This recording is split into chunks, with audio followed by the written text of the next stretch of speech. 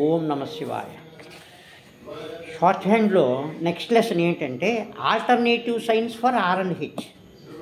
ఏమి హెడ్డింగ్ ఏమని ఇచ్చాడంటే alternative signs for R and H. అసలు ముందు ఆల్టర్నేటివ్ అంటే ఏమిటి అర్థం? అది కాకుండా ఇంకోటని అంటే ప్రత్యామ్నాయము అని అర్థం. సైన్ అంటే గుర్తు అని అర్థం. ఫర్ ఫర్ అంటే దేనికి అని. Alternative signs for R and H. R మరియు హెచ్. అవునా?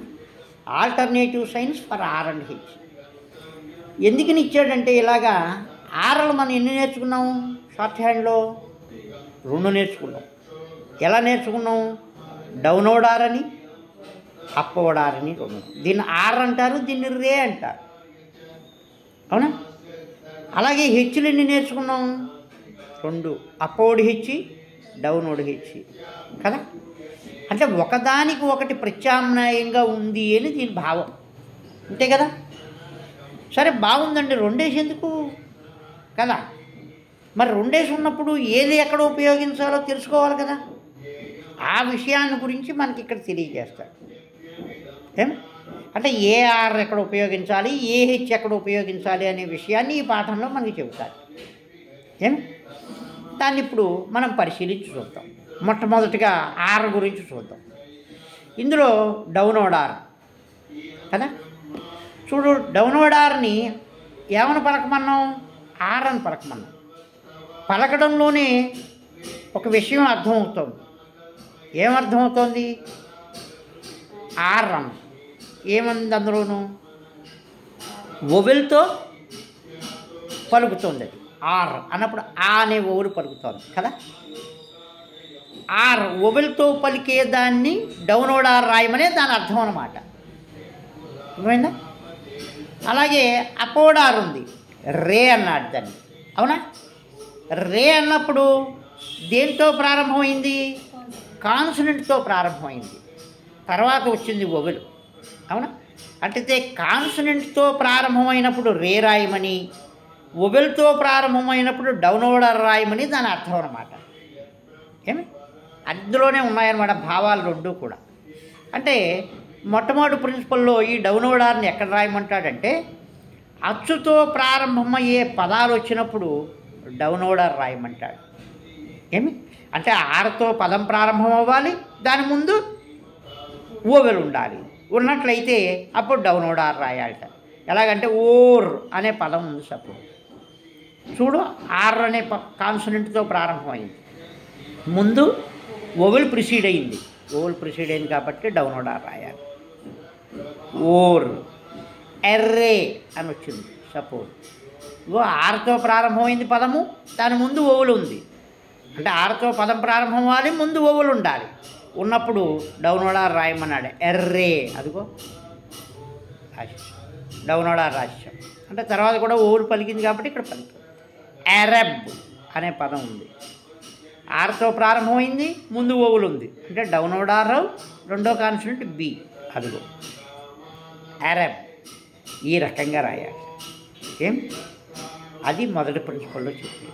ఇప్పుడు నీకు అనుమానం రావచ్చు, ఒకవేళ ఓవెల్ ముందు రాకపోతే ఏమిటి అనేటువంటి అనుమానం వస్తుంది. అంతే కదా. ఓవెల్ రాకపోయినట్టయితే కాన్సనెంట్తో ఆర్ అనే కాన్సనెంట్తో ప్రారంభమైందిగా, అంటే రే రాయమనే అర్థం. సపోజ్ రేజ్, ఆర్తో ముందు ఓవెల్ లేదు కాబట్టి అదిగో రేజ్. రేడ్ అనే పదం ఉంది. సపోజ్ ముందు ఆర్ ఉంది, ఆర్తో పదం ప్రారంభం, ముందు ఓవెల్ లేదు కాబట్టి రేడ్. ఈ రకంగా రాయి. అది సెకండ్ దాంట్లో. థర్డ్ ప్రిన్సిపల్లో ఏం తెలియజేస్తాడంటే ఫైనల్గా ఉండే ఆర్ గురించి చెప్తాడు. ఫైనల్గా ఉండే ఆర్ అంటే ఇక్కడ ఇనీషియల్ ఆర్ గురించి చెప్పాడు మనకి. ఇనీషియల్ ఆర్ గురించి 3 ప్రిన్సిపల్ చెప్పాడు. ఫైనల్గా ఉండేటువంటి ఆర్కి అంటే పదం చివరిని ఆర్ వచ్చినట్లయితే ఆర్ తర్వాత ఓవెల్ ఉందనుకో రే రాయాలి. సపోజు ప్యారీ, ఫైనల్గా ఆర్ వచ్చింది, తర్వాత ఓవెల్ వచ్చింది కదా, P ray. Carry final R వచ్చింది, ఓవెల్ ఉంది కదా, రే రాయాలి కే. ఇప్పుడు మరో అనుమానం వచ్చి ఉండాలి, ఒకవేళ ఓవెల్ పలకపోతే, ఫైనల్ ఆర్కి ఓవెల్ ఫాలో కాకపోతే డౌన్వర్డ్ ఆర్ రాయమని అర్థం. సపోజ్ ప్యారీ అన్నప్పుడు ఇలా రాసాం కదా, ప్యార్ అని రాయాలి. సపోజ్ ఆర్తో ఎండ్ అయిపోయింది, ఇక్కడ ఓవెల్ ఏం లేదు, పి డౌన్వర్డ్ ఆర్. ఏం క్యారీ క్యార్, కే డౌన్వర్డ్ ఆర్. ఏం అది దానికి సంగతి. అంటే దీన్ని బట్టి మనకి ఏమర్థమైందనమాట, ఇనీషియల్ ఆర్కి ఓవెల్ ప్రిసీడ్ అయితే డౌన్వర్డ్ ఆర్ రాయమని, ప్రిసీడ్ కాకపోతే రే రాయమని, ఫైనల్ ఆర్కి ఓవెల్ ఫాలో అయితే రే రాయమని, ఫాలో కాకపోతే డౌన్వర్డ్ ఆర్ రాయమని దీని ద్వారా మనకి తెలుస్తుంది.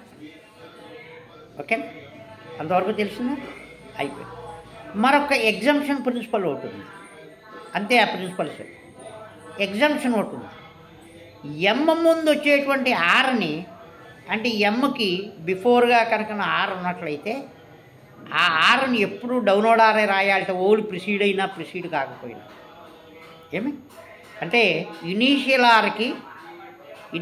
ఆర్ తర్వాత, అంటే ఆర్తో ప్రారంభమైన పదం తర్వాత ఎమ్ వచ్చినట్లయితే, ఏమి అంటే ఎమ్ ముందుండే ఆర్ని ఎప్పుడూ కూడా డౌన్వర్డ్ ఆర్నే రాయాలి, ఓవెల్ ప్రిసీడ్ అయినా ప్రిసీడ్ కాకపోయినా. సపోజు రూమ్, ఆర్ ముందు ఓవెల్ లేదు, ఒరిజినల్గా ఏ ఆర్ రాయాలి, ఇక్కడ రే రాయాలి. కానీ ఎమ్ ముందు వచ్చింది కాబట్టి డౌన్వర్డ్ ఆర్ రాయాలి. రోమ్, ఇక్కడ కూడా అంతే, రోమ్ డౌన్వర్డ్ ఆర్ రాయాలి. ఏం చేస్తానంటే రేకి ఎమ్ని కలపడం సాధ్యం కాదు, ఇలా అన్ఈక్వల్ లెంగ్త్ అయిపోతుంది ఇలా రాస్తే. అందుకోసం ఎమ్మ ముందు వచ్చే ఆర్ని ఎప్పుడూ డౌన్వర్డ్ ఆరే రాయాలి, ఓవెల్ ఉన్నా లేకపోయినా కూడా. యారమ్ డౌన్వర్డ్ ఆర్, ఓవెల్ ఉంది అయినా డౌన్వర్డ్ ఆర్, ఇక్కడ ఓవెల్ లేదు అయినా డౌన్వర్డ్ ఆర్. అది ఆర్కి సంబంధించి. అర్థమైందా? ఏమి ఇనీషియల్ ఆర్కి ఓవెల్ ప్రిసీడ్ అయిందో లేదో చూడాలి. ఏమి ఓవెల్ ప్రిసీడ్ అయితే డౌన్వర్డ్ ఆర్, లేకపోతే రే. ఫైనల్ ఆర్కి ఓవెల్ ఫాలో అవుతుందో లేదో చూడాలి. ఫాలో అయ్యింది రే, ఫాలో కాలేదు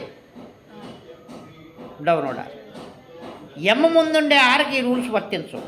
ఎమ్ ముందుండే ఆర్ని ఎప్పుడూ డౌన్వర్డ్ ఆరే, ఓవెల్ ప్రిసీడ్ అయినా ప్రిసీడ్ కాకపోయినా. అది ఆర్. అక్కడికి ఆర్ అయిపోయింది కదా. ఇకపోతే తర్వాత ఏముంది, ఇంకా హెచ్ అనేటువంటిది ఉంది. హెచ్లు కూడా మనం రెండు నేర్చుకున్నాం కదా, అపోర్డ్ హెచ్, డౌన్వర్డ్ హెచ్ కదా. ఈ హెచ్లు మోస్ట్ ఆఫ్ ది వర్డ్స్ అన్నీ కూడా అపోర్డ్ హెచ్చే రాస్తాం. అంటే చాలా అన్ని పదాలకి అపోర్డ్ హెచ్చే రాస్తాం. ఏమి హోప్, హేజ్, హెడ్ అన్నీ అపోర్డ్ హెచ్లే ఉంటాయి. ఎక్కువగా అపోర్డ్ హెచ్చే రాసేటప్పుడు విడిగా దాని గురించి చెప్పుకోవాల్సిన పనేం లేదు దాని గురించి కదా. ఇకపోతే దేని గురించి నేర్చుకోవాలి మనం, డౌన్వర్డ్ హెచ్ గురించి నేర్చుకోవాలి. అంటే డౌన్వర్డ్ హెచ్ ఎక్కడ రాయాలన్నది నేర్చుకుంటే సరిపోతుంది. ఏమి మిగిలిన అన్ని చోట్ల అపోర్డ్ హెచ్ అనేది దాని అర్థం.